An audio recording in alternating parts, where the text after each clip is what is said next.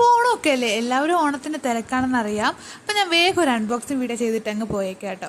അപ്പോൾ നമ്മൾ ഇന്ന് ഫ്ലിപ്കാർട്ടിൽ നിന്നൊരു പ്രോഡക്റ്റ് വാങ്ങിയിട്ടുണ്ട്. അതിൻ്റെ പാക്കേജിങ് ഒട്ടും കൊള്ളത്തില്ലായിരുന്നു. നമ്മുടെ പ്രോഡക്റ്റ് തന്നെ പുറത്ത് വരുന്ന ഒരു അവസ്ഥയിലാണ് എനിക്ക് കിട്ടിയത്. സോ എന്തായാലും നമുക്ക് പ്രോഡക്റ്റിൽ നോക്കാം. അപ്പോൾ നമുക്ക് ഈ ഒരു പ്രോഡക്റ്റ് 300 അപ്രോച്ച് റുപ്പീസിനാണ് കിട്ടിയിട്ടുള്ളത്. ഇതിൽ 8 പീസാണ് വന്നിരിക്കുന്നത്. ഈ 8 പീസ് കാണുമ്പോൾ ചിലർക്ക് മനസ്സിലാകും, ഈ പ്രോഡക്റ്റ് ഓൾറെഡി യൂസ് ചെയ്തിട്ടുള്ളവർക്ക് മനസ്സിലാകും, അല്ലാത്തവർക്ക് ഇതൊരു പുതിയ പ്രോഡക്റ്റ് ആണ്. ഞാൻ ഒരിക്കൽ ഓൾറെഡി ഇത് വാങ്ങിയിട്ടുണ്ട്. അത് ഞാൻ മീഷോയിൽ നിന്നാണ് വാങ്ങിയിട്ടുള്ളത്. ഇന്ന് ഞാൻ ഫ്ലിപ്കാർട്ടിൽ നിന്നാണ് വാങ്ങിയിട്ടുള്ളത്.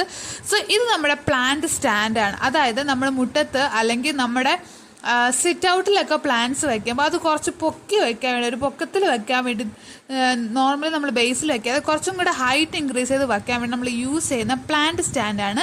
ഇതേ കണ്ടില്ലേ, ഇങ്ങനെയാണ് ഞാൻ ഈ ഒരു സ്റ്റാൻഡ് യൂസ് ചെയ്യുന്നത്. സോ എനിക്കിവിടെ വന്നിരിക്കുന്ന പിങ്ക് ആൻഡ് ബ്ലൂ ഷെയ്ഡിലാണ്.